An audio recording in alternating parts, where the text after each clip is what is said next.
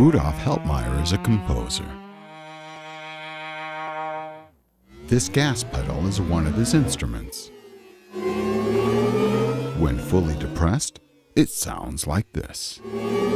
These are elements of the Audi R8 e-tron sound, currently available in studios only.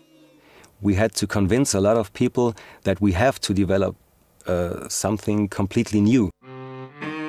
Helpmeyer creates the sound of the future for Audi in the lab. He is currently working on the Audi R8 e-tron supercar.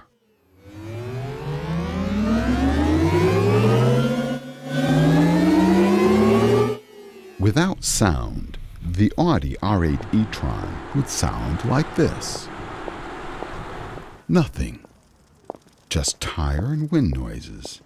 What follows is pioneer work made by Audi. We started developing the first sound steps 3-4 years ago. The problem is you don't have any tool you can buy on the market. You have to develop the hardware, you have to develop the software, and you have to find a great sound for the car. And this took us more than 3 years. Audi acoustics engineers have meanwhile succeeded in giving the R8 e-tron a sound that clearly identifies it as an electronic vehicle, while at the same time underscoring its sporty character.